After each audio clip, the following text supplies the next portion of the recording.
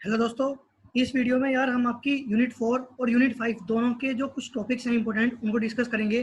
तो जिसमें से आपके टॉपिक्स हैं reinforcement learning, Q learning algorithm, then है आपकी genetic algorithm, operators of GA, GA means genetic algorithm, फिर है आपकी इंस्टेंस बेस्ड लर्निंग।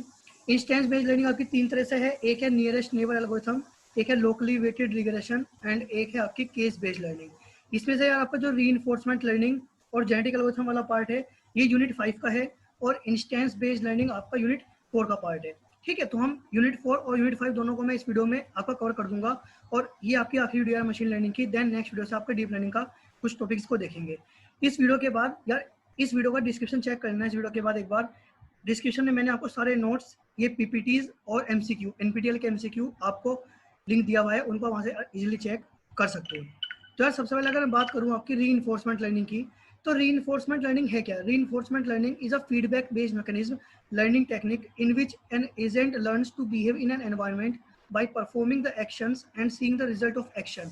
Means इसमें कोई एक एजेंट होता है, वो कोई पर्टिकुलर एक्शन करता है, जो भी वो एक्शन करेगा वो उसका पहले रिजल्ट देखेगा कि क्या मेरा रिजल्ट आया, उस रिजल्ट के बेस से वो अपना नेक्स्ट स्टेप परफॉर्म करेगा। ठीक है, हर एक्शन के लिए अगर उसका एक्शन सही होगा तो उसको कोई एक पॉजिटिव फीडबैक मिलता है और अगर उसका एक्शन गलत होगा तो उसको एक निगेटिव फीडबैक मिलता है या फिर जिसको आपकी पेनल्टी भी बोल देते हैं। In reinforcement learning, the agent learns automatically using feedbacks without any label data. Reinforcement learning में आपका कोई डेटा प्रेजेंट नहीं होता, मतलब कोई लेबल डेटा प्रेजेंट नहीं होता जैसे आपकी सुपरवाइज लर्निंग में होता है। तो इसमें सीखता कैसे है? इसमें सीखता है अपने आप, जैसे उसको फीडबैक मिलता है, पॉजिटिव फीडबैक या फिर नेगेटिव फीडबैक, उसके बेस पर वो आगे की चीज़ों को सीखता जाता है। तो यार since there is no label data so the agent is bound to learn by its experience only. अपने एक्सपीरियंस से सिर्फ सीखेगा आपका agent.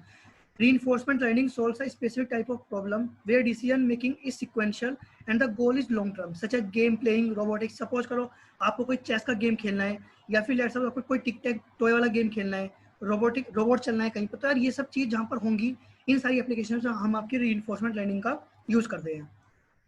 The agent interacts with the environment and explores it by itself. जो एजेंट होता है वो environment से अपने आप इंटरेक्ट करता है और दिखता है कि मुझे कैसा स्टेप चलना है। या फिर the primary goal of an agent in reinforcement learning is to improve the performance by getting the maximum positive rewards. Main goal क्या है एजेंट का रीइंफोर्समेंट लर्निंग में? कि वो अपनी परफॉर्मेंस को इंप्रूव करे।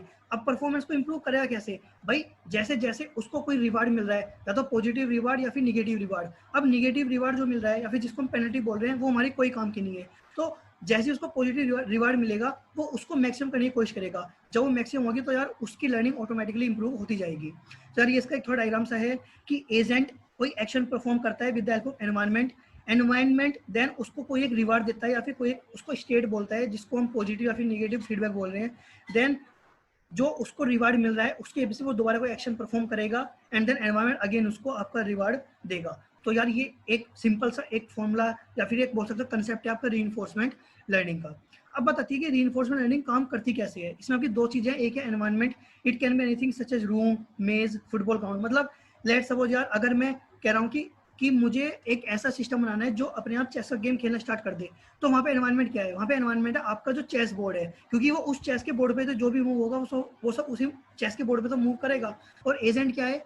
कोई एक ऐसा एजेंट, लेट्स सपोज कोई रोबोट है या फिर जो भी चीज़ जो हम अपना यूज कर रहे हैं वहाँ पर। तो यार लेट्स सपोज मैंने एक प्रॉब्लम दी आपको, इसमें आपका यहाँ पे एजेंट है, यहाँ पे आपको डायमंड है, इसको इस एजेंट को या फिर इस रोबोट को यार इस डायमंड तक पहुंचना है। और जो ये फायर है ये दिखा रहा है कि यार अगर ये यहाँ पर आया तो इसको निगेटिव फीडबैक मिलेगा, मतलब एक -1 पॉइंट मिलेगा रिवार्ड। और अगर वो डायमंड वाले पे गया तो उसको +1 का रिवार्ड मिलेगा। ठीक है, तो ये यहाँ पे r इक्वल टू +1 और r इक्वल टू -1 आपका दिखा रहा है। और ये है यार एक मतलब गड्ढा, अगर वो यहाँ पे आ गया तो वो इसके बाद कहीं भी नहीं जा सकता, मतलब ना तो ऊपर जा सकता, ना नीचे, ना दाएं, ना बाएं। ठीक है, अब जो ये एजेंट है इसके सिर्फ 4 मूव है, या तो ये ऊपर जाएगा या नीचे जाएगा या राइट या लेफ्ट। तो अब इसको यहाँ तक पहुँचना है और देखना है कि यार उसका क्या मैक्सिमम रिवार्ड होगा। ठीक है, अब होता क्या है, जो आपका एजेंट होता है वो कोशिश करता है कि लेट सपोज जाए जाने का तरीका क्या है। एक तरीका है कि यार वो S9 से S5 जाए, S5 से S1, S1 से S2, S2 से S3 और फिर डायरेक्ट डायमंड पे। तो एक रूट हो गया। वो क्या करता है, वो इस रूट को याद रखने की कोशिश करता है जिससे कि अगर कभी इन द फ्यूचर उसे दोबारा यहाँ से यहाँ पर जाना पड़ा, तो यार उसे पता रहे कि अच्छा मैं एक बार इस रूट पे गया था तो मैं दोबारा इस रूट पे को जा सकता हूँ। तो वो क्या करता है, वो जिस रूट को फॉलो करेगा वो वहां पर आपका 1 रख देगा, v equal to 1, v equal to 1 उन्हें पूरे रूट पर रख दिया, और ये v इक्वल टू 1 दिखा रहा है कि ये एक रूट है यहाँ से लेकर यहाँ तक पहुंचने का। अब इसमें दिक्कत क्या है, इसमें दिक्कत है यार कि अगर लेट सपोज आपका रोबोट यहाँ पर है, ठीक है, जब कोई रोबोट आपका यहाँ पर खड़ा है तो उसके बिल्कुल बराबर वाले में भी v इक्वल टू 1 है और नीचे वाले में v इक्वल टू 1 है, तो उसको कैसे पता लगेगा कि मैं राइट में चलूं या फिर नीचे चलूं। ठीक है, तो यार ये एक प्रॉब्लम है। इस जो एक मेथड मैंने आपको बताया, जो आपका ये तरीका है कि भाई यहाँ से यहाँ जाएगा और याद करने की कोशिश करेगा, इसमें ये दिक्कत है कि वो किसी पॉइंट ऑफ टाइम पर कैसे पता लगेगा कि उसे कौन सा पाथ फॉलो करना होता है। तो यार इस प्रॉब्लम को ओवरकम करने के लिए जो कंसेप्ट आया वो आया आपका बेलमैन इक्वेशन का। अब जो बेलमैन इक्वेशन है ये यार बेसिकली आपकी बिल्कुल डायनेमिक प्रोग्रामिंग की तरह काम करती है। जैसे डायनेमिक प्रोग्रामिंग हम करते क्या है, हम चीज़ों को याद रखने की कोशिश करते हैं कि जो हमने प्रीवियस कोई चीज़ कंप्यूट करी उसको मैं एक टेबल में स्टोर कर लूँगा उसकी वैल्यू को, और जब मुझे इन द फ्यूचर उस वैल्यू को देखना होगा तो मैं डायरेक्ट उस टेबल से देख लूँगा, मैं दोबारा से उस चीज़ को कंप्यूट नहीं करूँगा। तो यार ये डायनेमिक प्रोग्रामिंग के ऊपर ही बेलमैन इक्वेशन आपकी बेस है। इक्वेशन क्या है आपकी, V S equal to maximum of R S comma A plus gamma of V H dash. अब यहाँ पे वी एस बता रहा है value calculated at a particular point, जिस पॉइंट पे मुझे वैल्यू निकालनी है वो आपका वी एस है। आर एस कोमा ए है यार reward at a particular state S by performing an action, अगर वो कोई एक्शन परफॉर्म करता है तो उसको उस एक्शन परफॉर्म करने पर क्या रिवार्ड मिल रहा है वो डिनोट कर रहा है आपका R S comma A. Gamma है आपका discount factor, and V S comma dash है आपका the value at the previous state, मतलब जिस स्टेट वो पहले है उसकी क्या वैल्यू थी। अब इन दोनों का जो भी मतलब यहाँ पे मैक्सिमम होगा वो यहाँ पर यार आपका उस जिस स्टेट में मैं हूँ वो आपको बताएगा कि उस स्टेट की वैल्यू क्या होगी। इसमें लिखा हुआ भी है action performed by the agent is refer to as A. ठीक है, एक्शन स्टेट को मैं ऐसे रिप्रेजेंट कर रहा हूँ, रिवार्ड और फीडबैक को आर से, discount factor gamma, and bellman equation आपकी ये है। तो यार बेलमैन इक्वेशन को याद रखना क्योंकि हो सकता है डायरेक्ट एमसीक्यू में पूछ ले कि what is the bellman equation. ठीक है, अब बात आती है कि रीइंफोर्समेंट लर्निंग के टाइप क्या है यार। दो टाइप हैं, एक है पॉजिटिव रीइंफोर्समेंट और एक है निगेटिव रीइंफोर्समेंट। नाम से पता लग रहा है पॉजिटिव रीइंफोर्समेंट वो है जब मेरा एजेंट कोई एक्शन परफॉर्म कर रहा है और उस एक्शन परफॉर्म करने पर उसको पॉजिटिव फीडबैक मिल रहा है या फिर पॉजिटिव रिवार्ड मिल रहा है, और अगर उसे कोई निगेटिव रिवार्ड या फिर कोई पेनल्टी मिल रही है तो उसको बोलते हैं आपका निगेटिव रीइंफोर्समेंट। ये यार बाद में आपको साथ पीपीटी भी शेयर कर दूंगा तो आप इजिली बाद में इन सबको वहाँ से पढ़ सकते हो। अब यार नेक्स्ट कंसेप्ट है इसमें क्यू लर्निंग का। क्यू लर्निंग सबसे मोस्ट इंपोर्टेंट एल्गोरिथम है आपकी रीइंफोर्समेंट लर्निंग में। तो लिखा भी है यार it is a popular model free reinforcement learning algorithm based on bellman equation. जो क्यू लर्निंग है ये आपकी बेलमैन इक्वेशन के ऊपर डिपेंड है। इसमें क्यू है क्या, क्यू है इसमें क्वालिटी। लिखा भी है the Q stands for quality in Q learning which means it specifies the quality of an action taken by the agent. बिल्कुल आसान शब्दों में क्यू लर्निंग का इतना सा मतलब है जब भी आपका एजेंट कोई एक्शन परफॉर्म कर रहा है तो मैं उसकी क्वालिटी को इंप्रूव करने की कोशिश करूंगा हमेशा। अब क्वालिटी को इंप्रूव करने का मतलब क्या है, क्वालिटी को इंप्रूव करने का मतलब है कि मैं हमेशा चाहूंगा कि मैं ऐसा एक्शन परफॉर्म करूं जहां पर मुझे पॉजिटिव फीडबैक मिल रहा हो, मतलब मुझे कोई पर्टिकुलर एक्शन परफॉर्म करने पर मुझे कोई नेगेटिव फीडबैक या फिर पेनल्टी नहीं मिलनी चाहिए। तो मैं हमेशा ऐसा परफॉर्म करना चाहूंगा जहां से मुझे यार पॉजिटिव फीडबैक मिले। तो बेसिकली उससे क्या होगा, उससे मेरे एजेंट की और उससे मेरे सिस्टम की क्वालिटी इंप्रूव होती चली जाएगी। The main objective of Q learning is to learn the policy which can inform the agent that what action should be taken for maximising the reward under what circumstances, मतलब किस circumstances में क्या step perform करे मेरा agent जिससे कि reward की जो वैल्यू है वो मैक्सिमाइज हो सके। ये सीधा सीधा आपका ऑब्जेक्टिव है यार आपका क्यू लर्निंग का। The goal of the agent in Q learning is to maximise the value of Q, मतलब वही क्वालिटी की वैल्यू को इंप्रूव करने की कोशिश है आपकी क्यू लर्निंग में एजेंट की। ठीक है, ये यार इसका एक फ्लो चार्ट है। Initialise Q table, exact quality table होती है जिसमें मैं आपकी पहली मतलब हर स्टेट की टेबल एक जो वैल्यू है मैं उसको रख दूंगा। अब मुझे उन वैल्यू को मैक्सिमाइज करना है जो दिखाएगा कि अगर मैं किसी पर्टिकुलर स्टेट पर हूँ तो उस स्टेट पर मैक्सिमम वैल्यू क्या होगी या फिर मैक्सिमम रिवार्ड कितना आ सकता है। ठीक है, तो मैंने पहले एक क्यू टेबल इनिशियलाइज कर दी, क्वालिटी टेबल को मैंने इनिशियलाइज कर दिया, उसके बाद मैंने select an action to perform, जो मुझे एक्शन कोई परफॉर्म करना है ए मैंने वो परफॉर्म करा, परफॉर्म द सिलेक्टेड एक्शन, जो मैंने एक्शन को सिलेक्ट करा है मैंने उसको परफॉर्म करा, measure the reward, action perform करने के बाद मैंने कैलकुलेट करा कि मुझे रिवार्ड कितना मिला, अपडेट कर दी मैंने अपनी क्यू टेबल को। कब तक करता रहूंगा? जब तक मेरी क्यू टेबल में जो वैल्यू हो वो मेरी मैक्सिमाइज नहीं हो जाती। ठीक है, अब बात करता हूँ एप्लीकेशंस की। इसकी बहुत सारी एप्लीकेशंस है आपकी रीइंफोर्समेंट लर्निंग की, जैसे गेम प्लेइंग में, chemistry, finance sector, manufacturing, business, robotics and control. ठीक है, ये सब आज डिफरेंट डिफरेंट एप्लीकेशंस हैं। तो एक बार मतलब एक बार रीड कर लेना एक बार, अगर एमसीक्यू में इन द केस कोई क्वेश्चन पूछ लिया तो जिससे हमें पता रहे कि अच्छा ये कंसेप्ट था और इस तरह हम एमसीक्यू में सोच सकते हैं। बात करते हैं आपकी जेनेटिक एल्गोरिथम की। तो genetic algorithm are a class of search algorithms design on the natural evolution process. जो हमारा मतलब नेचुरल इवोल्यूशन प्रोसेस है उसके बेस पे ही यहाँ पर हम सर्चिंग टेक्निक अप्लाई करते हैं। यार जो आपका जेनेटिक एल्गोरिथम वाला टॉपिक है ये हमने लास्ट सेमेस्टर में एआई में पढ़ा था, और सबसे अच्छी बात क्या है कि ये आपका सेम जो हम बायोलॉजी में पढ़ते हैं ना, कि मतलब जो कंप्लीट एक जीन और क्रोमोसोम वाला कंसेप्ट है, सेम उसी के ऊपर आपका यहाँ पे है जेनेटिक एल्गोरिथम मशीन लर्निंग में भी। ठीक है, तो जो कि जेनेटिक एल्गोरिथम है ये आपका survival of the fittest principle के ऊपर बेस है। ये यार याद रखना क्योंकि ये चीज एमसीक्यू में पूछी जा सकती है।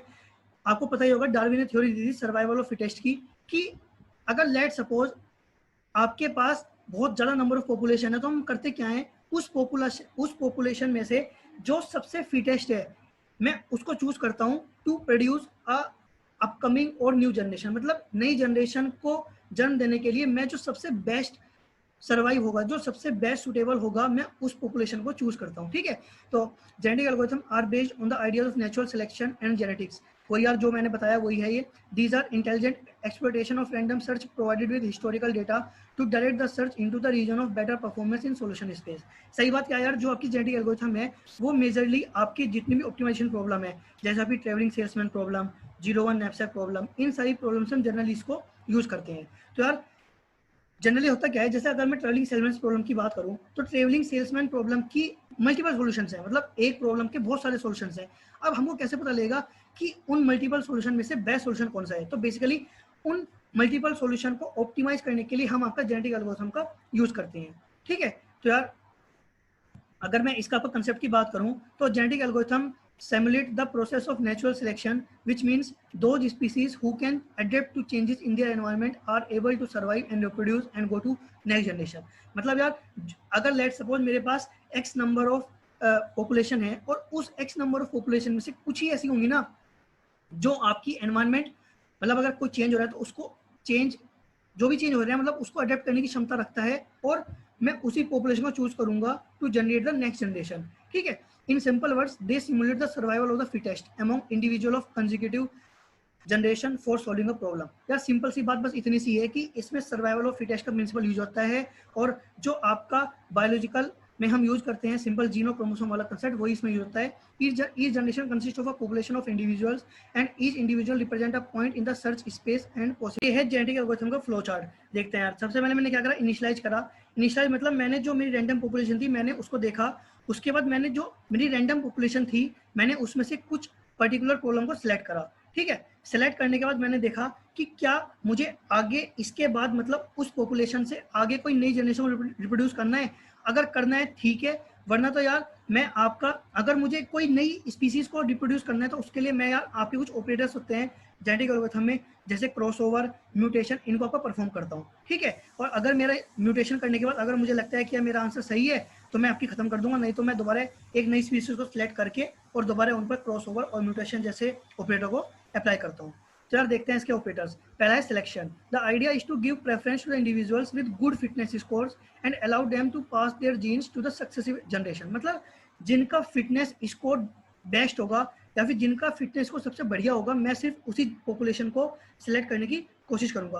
अब फिटनेस स्कोर का क्या मतलब है यार, जैसे लेट सपोज आपके पास कोई बहुत ज़्यादा नंबर ऑफ पॉपुलेशन है तो मैं उसमें से उन पॉपुलेशन को चूज करने की कोशिश करूंगा जिस तरह का मुझे नई स्पीसीज चाहिए। भाई जरूरी तो नहीं है ना कि जितनी भी पॉपुलेशन है आप उनमें से किसी भी रैंडम को दो उठाकर जो आप चाहते हो आपको वो आउटपुट मिल जाए। तो जो मुझे आउटपुट चाहिए उसके अकॉर्डिंग जो मेरा सबसे गुड फिटनेस स्कोर वाली पॉपुलेशन होगी मैं उनको सिलेक्ट करूंगा, तो उसको बोलते हैं सिलेक्शन। अब जब मैंने सिलेक्शन कर लिया तो उसके बाद करते हैं आपका क्रॉस ओवर, मतलब उन दोनों के ऊपर हम आपका क्रॉस ओवर अप्लाई करते हैं। जैसे यार लेट सपोज एक पेरेंट 1 है एक पेरेंट 2 है। ठीक है, अब जो यहाँ पे ये स्काई ब्लू है और जो यहाँ पर लाइट ग्रीन है, मैंने फिर क्या करा, इन दोनों को मर्ज कर दिया। जब मैंने इन दोनों को मर्ज करा तो इन दोनों पेरेंट की ये एक नई ऑफ स्प्रिंग बन गई। अब जो ये ऑफ स्प्रिंग बनी है इसमें कुछ जो प्रॉपर्टीज हैं वो तो पेरेंट 1 की हैं और कुछ प्रॉपर्टीज आपकी पेरेंट 2 की हैं, तो यार इसको बोलते हैं आपका क्रॉसओवर। क्रॉसओवर आपका काफी तरह का होता है, एक होता है सिंगल पॉइंट क्रॉसओवर, एक होता है मल्टीपल पॉइंट क्रॉसओवर, एक होता है यूनिफॉर्म क्रॉसओवर। तो उसको सब आप देख सकते हैं, वो से हमने यार लास्ट सेमेस्टर में एआई में देखा भी था, ठीक है। अगर मेरे पास नोट्स होंगे तो यार मैं लिंक नीचे नोट्स में डाल दूंगा, उसको वहां से आराम से देख सकते हो। नेक्स्ट है आपका mutation operator. The key idea is to insert the random genes in offspring to maintain the diversity in population to avoid the premature convergence. मतलब हमने एक नई ऑफस्प्रिंग बना ली, अब मैं क्या करूंगा, उस जो मैंने ऑफस्प्रिंग नई जो उसका एक क्रोमोसोम है, मैं उसमें यार कुछ नई चीज को इंसर्ट करने की कोशिश करूंगा, नई जीन्स को, जिससे कि मेरी कुछ प्रॉपर्टी चेंज हो जाए। उससे फायदा क्या होगा, उससे फायदा ये होगा कि जो हमारी मतलब एक पॉपुलेशन है उसमें एक डाइवर्सिटी जाएगी, मतलब एक अलग दिखेगी मेरी, कि जो मैंने नई पॉपुलेशन बनाई है वो मेरी अलग कैसे दिख रही है। जैसे लेट सपोज आपका ये आउटपुट आया था भाई, जब मैंने आपका ये अप्लाई करा था तो मेरा क्रॉस ओवर करने के बाद मेरी ऑफ स्प्रिंग ये बनी थी FGHBCDA, ठीक है। अब मैंने क्या करा, मैंने H की जगह M कर दिया और A की जगह N कर दिया, तो मतलब मैंने कुछ नई जीन्स को इंट्रोड्यूस कर दिया। इसकी जो मेरे क्रॉस ओवर करने के बाद मेरे एक जीन की वो बने थी, लिंक बना था, मैंने उसमें एक कुछ नई जीन्स को इंट्रोड्यूस कर दिया, जिससे जो बता रहा है कि यार डाइवर्सिटी को आपकी पॉपुलेशन में, ठीक है। आप क्या कोई लिमिटेशन देखते हैं, तो यार लिमिटेशन क्या है, the first and most significant consideration in making a genetic algorithm is characterising representation of problem. सबसे बड़ी दिक्कत है कि यार हम प्रॉब्लम कैसे रिप्रेजेंट करेंगे जेनेटिक एल्गोरिथम में, ये सबसे बड़ी प्रॉब्लम है। उसके बाद है one significant obstacle of genetic algorithm is the coding of fitness evolution function so that a higher fitness can be achieved and better solution for the problem are produce. मतलब जो हमें वो फिटनेस वैल्यू निकालनी होती है वो भी एक बहुत मतलब डिफिकल्ट टास्क है जेनेटिक एल्गोरिथम में, कि उसको हम कैसे फाइंड करेंगे, क्योंकि जितना अच्छा फिटनेस स्कोर होगा उतना अच्छा उसका सॉल्यूशन होगा किसी प्रॉब्लम का। It is not recommended to utilise genetic algorithm for analytical problem. जो भी आपकी एनालिटिकल प्रॉब्लम्स होती हैं वहाँ पर हम जनरली आपकी जेनेटिक एल्गोरिथम को यूज नहीं करते हैं। अब नेक्स्ट है यार आपकी इंस्टेंट बेस्ड लर्निंग। यार अब तक हमने आपकी दो तरह की लर्निंग देखी, मतलब लर्निंग आपकी बेसिकली दो तरह की होती है। एक होती है आपकी मेमोरी बेस्ड लर्निंग और एक होती है जनरलाइज लर्निंग। मतलब मेमोरी बेस्ड लर्निंग क्या, कि हमने कोई चीज़ याद कर ली और उसको हम जब रियल में हमें कुछ करना होगा तो मैं जो मैं एक चीज़ याद करी उसके बेस पर मैं उसको इम्प्लीमेंट कर दूंगा। और एक चीज़ क्या है कि हमने कोई चीज़ समझ ली और मैं जो मैंने समझा, मैंने चीज़ों को इस तरह समझा कि मैंने कंसेप्ट को जनरलाइज कर लिया, कि अगर उस कंसेप्ट के ऊपर कोई नया क्वेश्चन भी आएगा तो यार मैं उसको लगा लूंगा, ठीक है। मतलब दो तरीका समझो, लेट सपोज एक तरीका है मैंने आपको दो क्वेश्चन करवाए, आपने वे दो क्वेश्चन ही करे और अगर पेपर में वे दो क्वेश्चन आते तो आप कर लोगे, वरना आपसे नहीं हो पाएगा, ठीक है। दूसरा तरीका क्या है कि आपने एक क्वेश्चन समझा और अगर उस क्वेश्चन के जैसा कंसेप्ट ही कोई नया क्वेश्चन आता है तो आप लगा सकते हो, वरना आपने जनरलाइज कर लिया उस क्वेश्चन के बेस पे। सर जो आपकी इंस्टेंट बेस्ड लर्निंग है वो आपकी मतलब मेमोरी बेस्ड लर्निंग है, जिसको आप बोल सकते हो मतलब एक जो हम रट्टाफिकेशन वाली बात बोलते हैं ना, कि हमने रट लिया और अब सब लिखा है पेपर में, वो होता है एक आपकी इंस्टेंट बेस्ड लर्निंग, आसानी से याद रखने के लिए। तो instant based learning is a supervised classification learning algorithm that performs operation after comparing the current instances with the previously trained instance which have stored in the memory. मतलब यार हम करते क्या है इसमें, लेट सपोज आपने कोई नया इंस्टेंस दिया और आपके कुछ इंस्टेंस पहले ही मेमोरी में स्टोर हैं। जो आपने नया इंस्टेंस दिया, मैं देखता हूँ कि क्या मेरी मेमोरी में पहले सेम ऐसा इंस्टेंस स्टोर है। अगर स्टोर है तो जो उस इंस्टेंस का आउटपुट आ रहा होगा सेम मेरे नया इंस्टेंस का आउटपुट आ जाएगा। यार इसको हम आपका लेजी लर्नर भी बोलते हैं, क्योंकि बेसिकली इंस्टेंस बेस्ड लर्निंग के में जो प्रोसेसिंग टाइम होता है वो बहुत ज़्यादा होता है, मतलब जो ये सोल्यूशन आपको फाइंड करके देता है बहुत धीरे धीरे देता है। तो यार basically no model is learn, मतलब इंस्टेंस बेस्ड लर्निंग में कोई मॉडल लर्न नहीं करता। इसमें the store training instances themselves represent the knowledge. जो आपके ट्रेनिंग इंस्टेंस है जो हमने स्टोर करवाए मेमोरी में, वही मतलब एक नॉलेज को रिप्रेजेंट करते हैं, उसके अलावा हम कोई एक्स्ट्रा इसमें नॉलेज नहीं दे दे। Training instances are search for instances that most closely resemble new instances. अभी बताऊंगा इसका क्या मतलब है। और यार इसको मतलब इसको हम लेजी लर्निंग भी बोलते हैं। एग्जाम्पल क्या है, rote learner memorize entire training data and performs classification only if attributes of record match one of the training examples exactly। मतलब देखो, जैसे लेट्स सपोज आपको कोई डेटा सेट दे दिया और मैंने एक नया ट्रेनिंग डेटा दिया, जिसमें मैंने पूछा कि अगर यार टेम्परेचर कूल है, आउटलुक सनी है, ह्यूमिडिटी नॉर्मल है और अगर विंड फॉल्स है तो क्या कोई बंदा गोल्फ खेल सकता है या नहीं खेल सकता। अब इंस्टेंस में लर्निंग करती क्या है, वो आपके जो डेटा सेट है, मतलब ये चीज तो आपकी पहली स्टोर है, ये सर्च करती है कि क्या कूल सनी नॉर्मल और फॉल्स क्या हमारा पहले डेटा सेट में किसी टेबल किसी रो में आ रहा है एग्जैक्ट यही डेटा। तो देखो अगर आप इस वाली रो को देखोगे तो इसमें cool sunny normal false exact यही आ रहा है। इसका आंसर क्या है, इसका आंसर है यस। अगर इसका आंसर यस है तो हम मान के चलेंगे कि यार इसका आंसर भी आपका यस ही होगा। तो यार इसको बोलते हैं आपका रोट लर्नर, मतलब जो हमारा डेटा पहले स्टोर था उसके बेस पे देखता हूँ कि जो मेरा नया इंस्टेंस है अगर सेम वही डेटा ऑलरेडी मेमोरी में स्टोर है, अगर जो भी उसका आउटपुट होगा वही आउटपुट सेम मेरा नए इंस्टेंस का हो जाएगा। ठीक है, अलग अलग तरह की आपकी इंस्टेंस बेस्ड लर्निंग है, जैसे आपकी केएनएन को यार मैंने आपको ऑलरेडी डिस्कस कर दिया है, इसका लिंक मैंने आपको ऊपर आई बटन में दिया हुआ, आप इसको चेक एक बार कर सकते हो। नेक्स्ट आपका सेल्फ ऑर्गेनाइजिंग मैप, एक होता है लोकल वेटेड लर्निंग, एक होता है लर्निंग वेक्टर क्वांटाइजेशन, और एक है केस बेस्ड लर्निंग। इसमें ये ना इनकी फुल फॉर्म याद रखना, KNN, SOM, LWL, LVQ, इनकी फुल फॉर्म याद रखना, क्योंकि हो सकता है MCQ में ये फुल फॉर्म कई बार पूछ ले।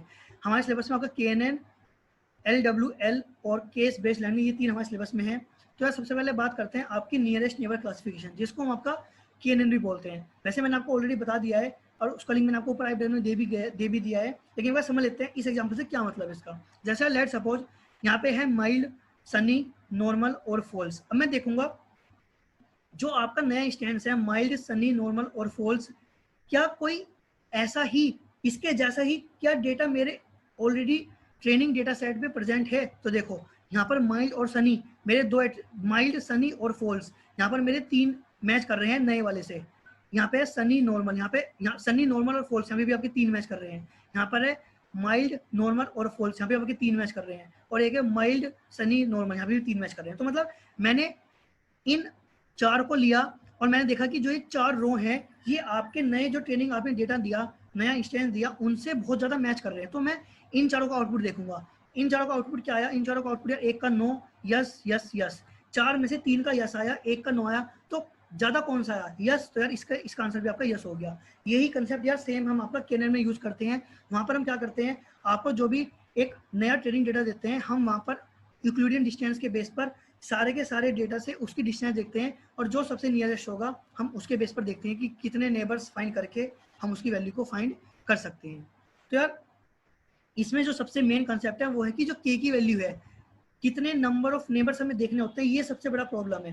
तो यार अगर मैं के बहुत छोटा लूंगा तो sensitive to noise in the data, मतलब बहुत ज्यादा नॉइस आएगा, बहुत ज्यादा जो डेटा मुझे नहीं चाहिए वो सारा डेटा भी मेरा आउटपुट में आ जाएगा। इफ के इज टू लार्ज, अगर मैंने बहुत ज्यादा बड़ी वैल्यू ले ली के की, तो क्या होगा, नेबरहुड में include points from other class limiting case और examples are considered, largest class is predicted. मतलब अगर मैंने के की वैल्यू बहुत बड़ी ले ली तो होगा क्या, कई बार क्या हो सकता है कि आपकी अलग अलग क्लास के जो लेवल्स हैं वो भी आपके आउटपुट में आ जाएं, और जो सबसे बड़ी क्लास होगी उसमें उसके बेस पे हमेशा आपका आउटपुट डिपेंड हो जाएगा। तो इसलिए हमें करना क्या होता है, हमें के की वैल्यू को जनरलाइज, मतलब कोशिश करनी होती है कि यार कुछ एक मतलब मॉडरेट वैल्यू लें, ना ज़्यादा बड़ी लें ना ज़्यादा छोटी लें। जनरली हम के की वैल्यू 5 लेते हैं, बट अगर आपका ट्रेनिंग डेटा सेट 5 से छोटा ही साइज का है तो हम के की वैल्यू 3 से भी काम कर लेते हैं।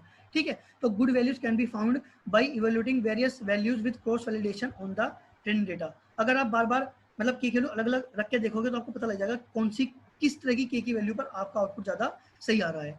अब है नेक्स्ट आपका लोकली वेटेड रिग्रेशन। ये क्या यार, approximate to F over a local region surrounded X cube. मतलब इसमें यार पहले अभी तीन टर्म समझता हूँ। लोकली वेटेड रिग्रेशन क्या मतलब है, लोकली मतलब the function is approximated based only on data near to query point. अगर आपका लेट सपोज कोई क्वेरी पॉइंट है एक्स आई, तो जितने भी पॉइंट एक्स आई के आसपास होंगे लोकल में होंगे, सिर्फ मैं उनको देखूंगा। ऐसा नहीं है कि मैं पूरे के पूरे ट्रेनिंग डेटा सेट को देखूंगा। हमें केएनएन में करता क्या था, मैं केएनएन में आपके ट्रेनिंग जो आपको नए इंस्टेंस देता था, मैं उस नए इंस्टेंस की वैल्यू पूरे ट्रेनिंग डेटा सेट के सबसे निकालता था, डिस्टेंस निकालता था, एंड उसके बेस पर कंप्यूट करता था। बट यहाँ पर जो सबसे पास होगा, मतलब जो आसपास के डेटा होंगे, मैं सिर्फ उनको साथ ही डिस्टेंस कैलकुलेट करूंगा। Then a weighted contribution of each training example is weighted by distance from the query point. मतलब हर डिस्टेंस का कोई ना कोई वेट होगा कि उसका वेट क्या है, किसकी प्रायोरिटी कितनी ज्यादा है। Then a regression approximate to real valued function. मतलब जो भी हम अपने फंक्शन को लोकली वेटेड कर रहे हैं, मैं उसको अप्रोक्सीमेट करने की कोशिश करूंगा आपके रियल वैल्यू फंक्शन में। मतलब जब मैं उसको रियल में इंप्लीमेंट करने की कोशिश करूंगा तो मैं उसको अप्रोक्सीमेट वहां पे करने की कोशिश करता हूँ। ठीक है, अब देखो जैसे लेट्स सपोज आपको ये ग्राफ दे दिया। अब अगर आपका ये ब्लैक जैसा क्वेरी पॉइंट है तो मैं करूंगा क्या, इस ब्लैक के आसपास जो ट्रेन डेटा होगा, जैसे एक ये इतना वाला जहाँ पे आपकी रेड लाइन है, सिर्फ मैं इतना डेटा मान के चल रहा हूँ कि ये आपका लोकल है। ठीक है, सिर्फ जितना जहाँ जहाँ पे आपकी रेड लाइन है मैं मान के चल रहा हूँ यार उतना आपका लोकल डेटा है, मैं उसके बेस पे आपकी प्रोसेसिंग या फिर आपका आउटपुट फाइंड करने की कोशिश करूंगा। मुझे क्या जरूरत है यार, ये जो इधर का एक्स्ट्रा वाला पार्ट है और जो इधर का एक्स्ट्रा वाला पार्ट है इनको पूरा चेक करने की। तो मैंने क्या करा, पहले मैंने एक एक्टिवेशन फंक्शन की हेल्प से उसको एक ग्राफ की तरह इंप्लीमेंट करके दिखाया, जहाँ पे जितने हिस्से में आपका रेड लाइन आ रही है उतने में आपका ग्राफ ऊपर की तरफ है और आपका ये नीचे की तरफ पड़ा हुआ है। फिर मैंने इसको यार वेट की रिप्रेजेंट करने की कोशिश करी कि जैसे जैसे मतलब ये ग्राफ क्या दिखा रहा है वेट वाला, कि जैसे जैसे मैं आपके क्वेरी पॉइंट के पास पहुंच रहा हूँ ऐसे ऐसे आपका जो इंस्टेंसेस की डिस्टेंस है उसका वेट बढ़ता जा रहा है। भाई देखो यहाँ पे धीरे धीरे धीरे धीरे बढ़ता जा रहा है, और जो सबसे मतलब जो बिल्कुल ब्लैक वाली जहाँ पे ब्लैक पॉइंट है जो बिल्कुल सेम उस लाइन में होगा उसका वेट सबसे ज्यादा होगा। ठीक है, उसके बाद फिर वेट घटना शुरू हो गया, और जो दूर के थे मैंने फिर उनको यार आपका लगभग 0 ही माना। ठीक है, तो ये कंसेप्ट है सिंपल आपका लोकली। तो यार अब है आपकी केस बेस्ड रीजनिंग। अगर मैं केस बेस्ड लर्निंग की बात करूं या फिर केस बेस्ड रीजनिंग की बात करूं तो वो क्या है, it solves new problems by adopting previously successful solution to similar problems. मतलब सिंपल सी बात है, अगर आपके पास कोई एक्स प्रॉब्लम है तो मैं देखता हूँ कि क्या एक्स प्रॉब्लम जैसी कोई सिमिलर प्रॉब्लम मैंने कभी सोल्व करी है। अगर सोल्व करी है तो उसका क्या मेथड रहा है सोल्व करने का, मैं उसी मेथड के हेल्प से आपकी एक्स प्रॉब्लम को सोल्व करने की कोशिश करता हूँ। तो ये नोट्स है, इसको आप अपने आप से पढ़ लेना। मैं इसको एग्जाम्पल समझाता हूँ। जैसे लेट सपोज आपको ये कोई प्रॉब्लम स्पेस है, ठीक है, आपको एक कोई नई प्रॉब्लम दी, लेट सपोज इन्होंने अब कोई ये ब्लैक मतलब व्हाइट वाली, ठीक है, और जो आपकी ब्लैक है ये आपकी पहली ऑलरेडी हमने प्रॉब्लम सोल्व करी हुई है। तो आपका ये सॉल्यूशन स्पेस है, कुछ आपके इसमें व्हाइट रेक्टेंगल है और कुछ आपके यहाँ पे ब्लैक रेक्टेंगल है। तो यार हुआ क्या, आपकी जो रेड ब्लैक वाले सर्किल हैं